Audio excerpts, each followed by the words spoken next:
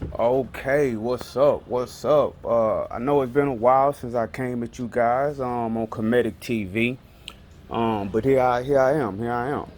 This is gonna be real quick. I'm not gonna make this a long video. I know people got short attention spans. I'm one of those people, so I'm not taking no shot. But I want to talk about UFOs and abductions in ancient Egypt. Uh, there's this interesting story in Egypt about a pharaoh being abducted. Now, it's not exactly like the abduction stories that you hear people talking about now, but the similarities are so striking, I felt like I should share it with you guys. Um, Around the year 2700 and BCE, 2700 BCE, around 4700 years ago, there was a pharaoh in Egypt named Pharaoh-Siamun, right? And during the reign of Pharaoh-Siamun, it's documented that he was abducted. And let me explain to you guys how the abduction went. First of all, you have to understand that there's more than one concept of what we now call UFOs and aliens in ancient Egypt. For one, the Egyptians taught that the Neteru, or the gods of Egypt, not all of them, but some of the Neteru, or some of the gods of ancient Egypt, actually came down to earth from somewhere else out in the universe. Okay? It's not 100% clear where they came from, but it is 100% clear that they came from somewhere else. Now, when these gods or these Neteru came down to Earth, they lived with humankind for a very long time. And several of them actually ruled in the land that we now know as Egypt. And they taught them and they gave them certain sciences, certain technology, and certain magic, what they would call magic. Okay, you had the Netter Dahudi or Tahuti or Thoth. That's all the same individual by different names. He ruled for a certain amount of time. You have the goddess Mayat. She ruled for a certain amount of time. You have the god Asar or Osiris. He ruled for a certain amount of time. Heru ruled. Set ruled. You have these individuals who came from somewhere else down to earth and who ruled on earth and lived with humans for thousands of years, right? And these beings could live a lot longer than humans. And you know this to be true because some of the reigns of these Neteru are for several hundred years. Like Tahuti or Thoth, he ruled for over 700 years. Okay, and you have some of these Netters who ruled and reigned in Egypt for 300 years, 500 years, 600 years. And so you know that if an individual can rule for 700 years, they have to be able to live for 700 years. That's obvious. Now, while they were here on earth, they taught secrets to humanity. They taught secrets to the Egyptians. And not only that, one of them, Asar, went around the world teaching um, people around the world about civilization. He taught them civilization, taught them how to build, taught them about science, taught them how to cultivate the land, taught them how to make musical instruments. Okay, and so what they also apparently what they also taught the Egyptians was how to make something that the Egyptians call sky boats. And not only did they teach them how to create sky boats, they also taught them how to create humanoid figures who could control these sky boats. Now, they made these humanoid figures out of wax. They say that they made them out of wax, but it's quite possible that they use some type of special mixture to create these humanoid figures, and they use certain materials to create these sky boats. And they called it magic because a lot of times in the ancient world there is no real distinction between science and magic. There's no real distinction between high technology and magic. So sometimes you see them talking about magic, but they're really referring to science and technology. So the Netter thought, or Tahuti, he taught mankind how to create skyboats and how to create humanoid figures from wax, and how to bring these humanoid figures to life, give them breath and give them life, and have them carry out certain task for them.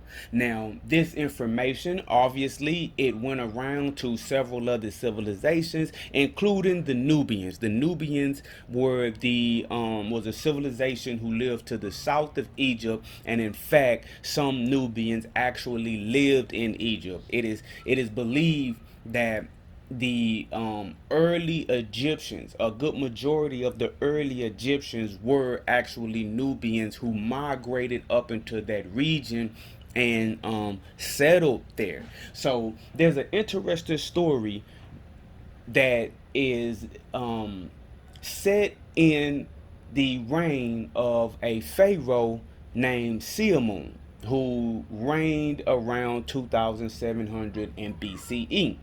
Now, during his reign, there was a magician or sorcerer or scientist that lived in the land of Nubia who had this ancient knowledge of how to create these sky boats and how to create these humanoid creatures.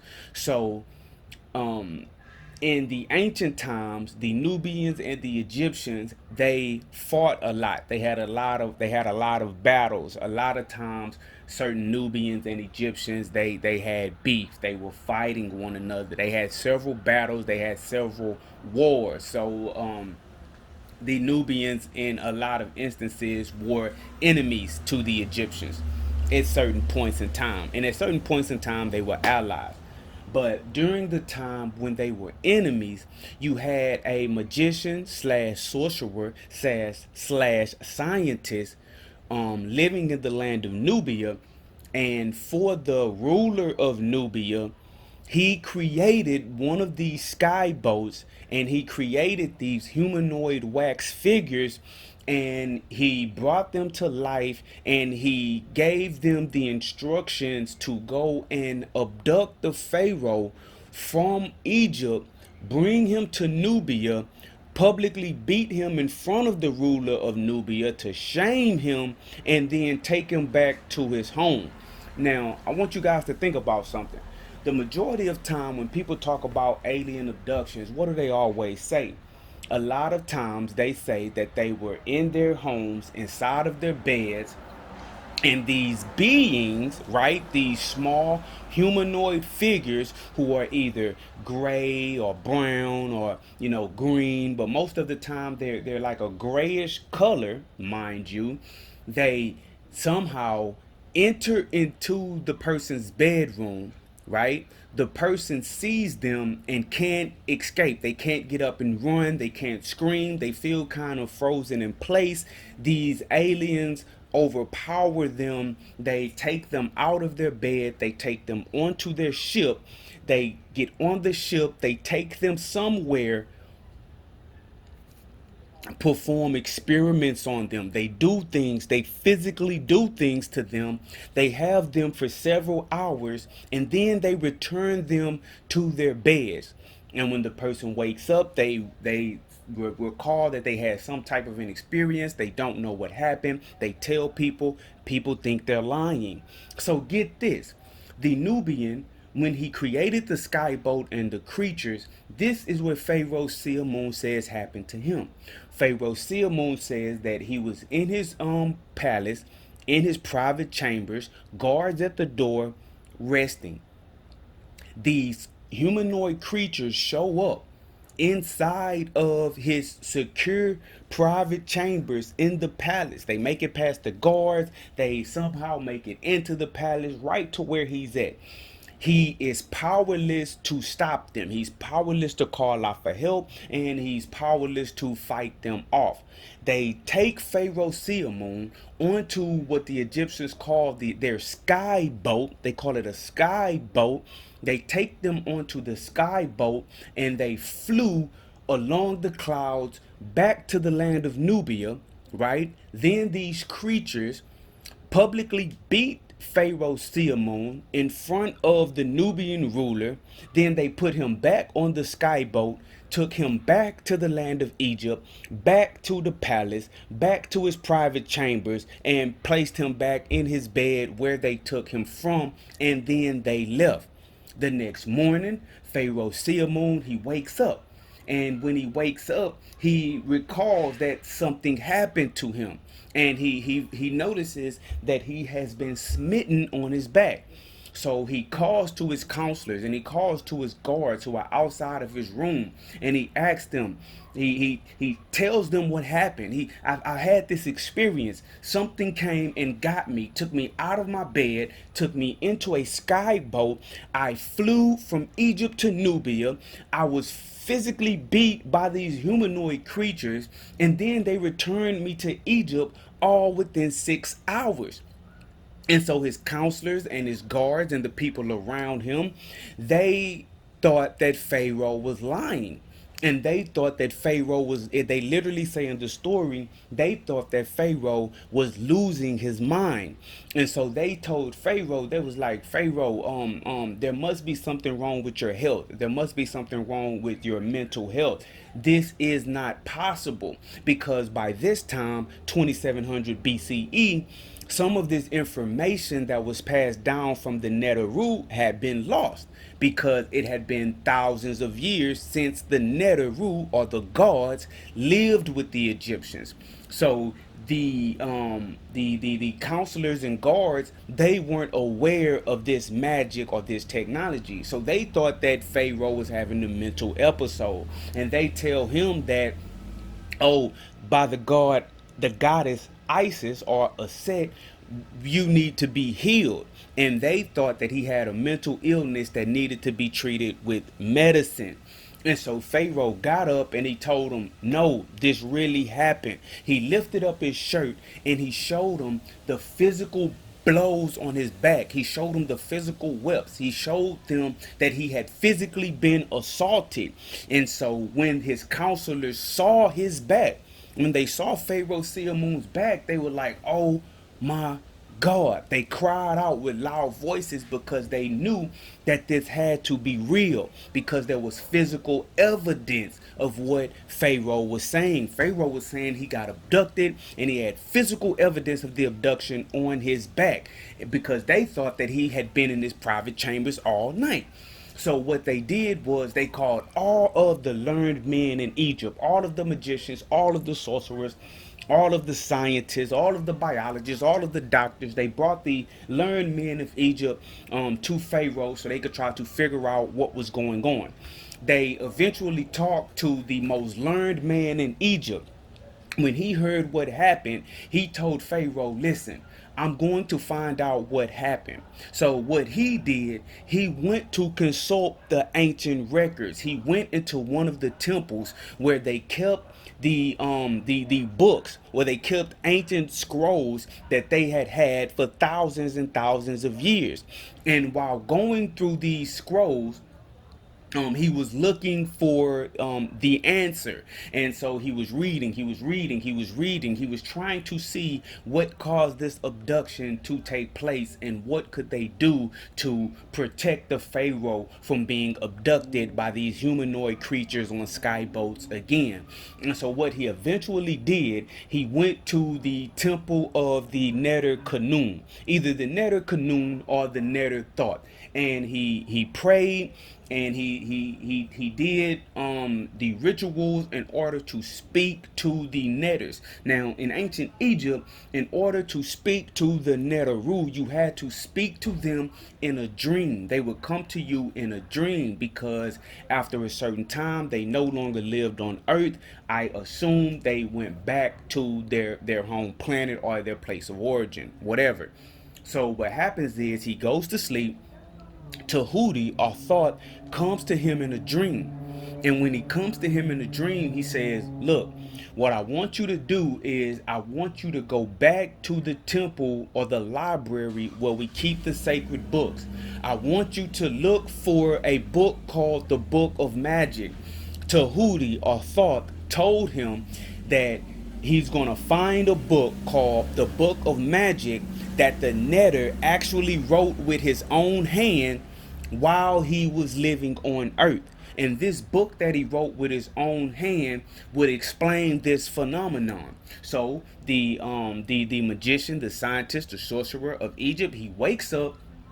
He goes where thought tells him to go. He does what thought tells him to do, and he finds the book. So when he finds the scroll that was thousands of years old, actually written by the god Thought, he opens it up, and he acquires the knowledge that had been lost of how to create these sky boats and how to create these humanoid figures, and not only that, how to control them and how to protect yourself from them. So what he did is he took another scroll and he copied out the spells or the words of magic. And remember, magic is science. So he copied out the information on not only how to create these sky boats and these humanoid figures and bring them to life, but also how to create what they called an amulet to give you power over these humanoid creatures, so they will not be able to overpower you and abduct you.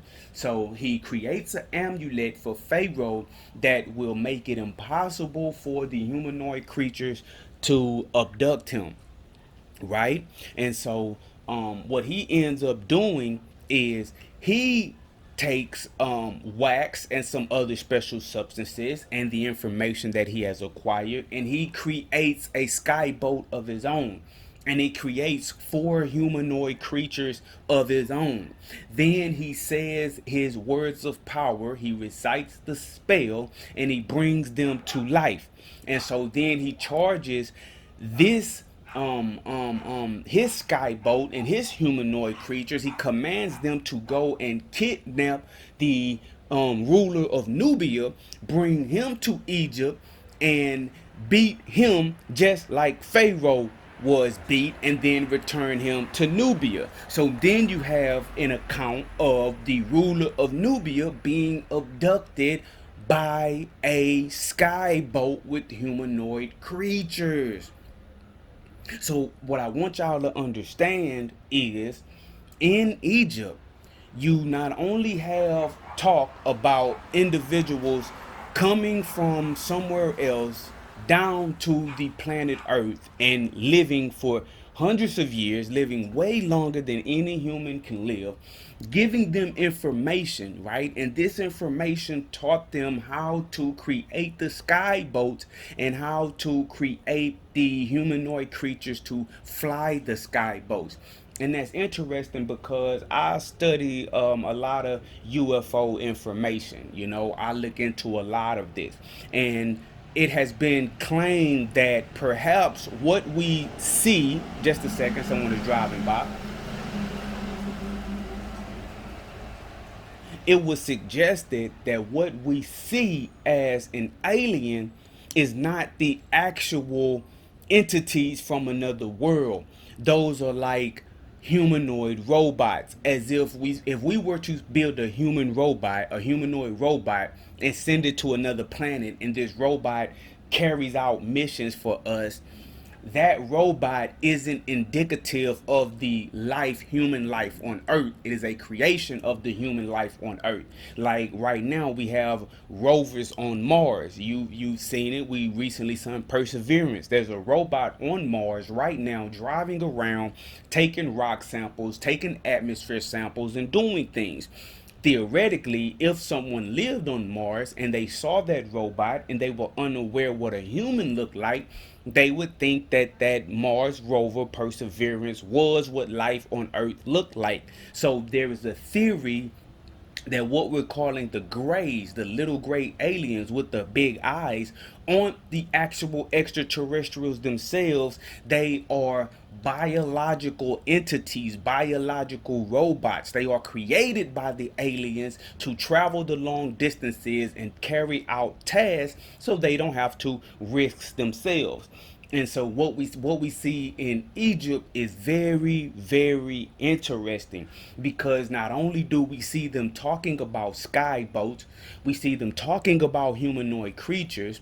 We talk about the information or the technology about these sky boats and humanoid creatures coming from entities who came from somewhere else out in the universe, and we see that these entities could and did show up in places where they shouldn't be, inside the private chambers in the palace of the Pharaoh with guards standing outside.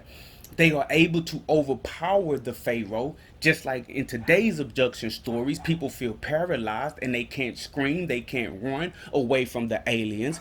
We see in ancient Egypt that these humanoid creatures took Pharaoh out of his bed and placed him on a skyboat and took him into the sky and flew off somewhere.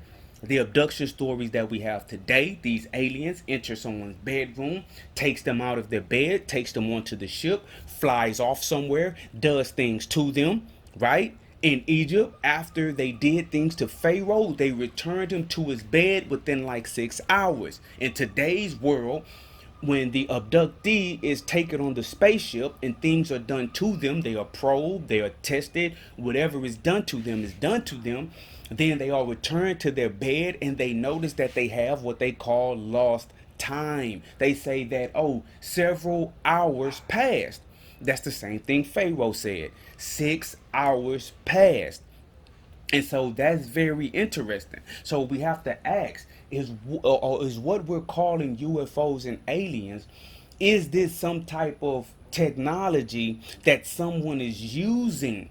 Is there someone behind the scenes who wants these genetic experiments to take place and they are employing ancient technology from Egypt to get it done?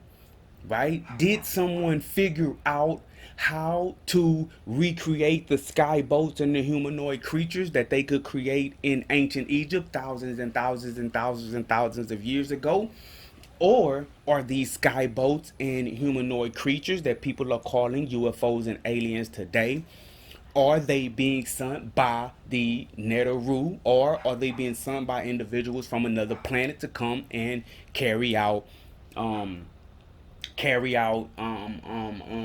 experiments, right? That is very interesting. But yeah, just so you guys know, there is talk about UFOs, aka sky boats, in ancient Egypt. There is talk about aliens, aka humanoid creatures, in Egypt. There's even talk about individuals coming from other star systems to Earth and living and interacting with humans and teaching them how to do this. There's talk about individuals being abducted. There's talk about people being these humanoid entities just appearing inside of locked rooms, right? Abducting people, doing things to them, flying off in the sky, and bringing them back. And so, what you have to understand as I wrap this up is, again, in 2700 BCE, much of this information was lost. It wasn't just easily known. They in ancient Egypt, everybody didn't have all of the knowledge and the sciences. Everybody didn't have access to all of the books. So throughout all of the dynasties of Egypt, everyone didn't know how to do this, but we see that they claim that there were books, written by the knitter. Excuse me, someone's driving by. We see that there were books written by the Neteru themselves that taught men how to create skyboats and humanoid figures. So UFOs and abductions in ancient Egyptian literature. Let me know what you guys think. Like the video, make sure you subscribe, make sure you share this video. Oh, and one more thing. I am an author. My hit I have a hit urban fiction novel out right now called Suicide Note. Suicide Note by Matthew Daniels. You can order the ebook or the paperback version on Amazon, or you can directly order it from me at dandyandbigherm.com. I would really appreciate you guys' support if you go out and purchase that book. But not only purchase the book, make sure you like, share, and subscribe. Thanks for watching. I'm Pooh out. Hotel.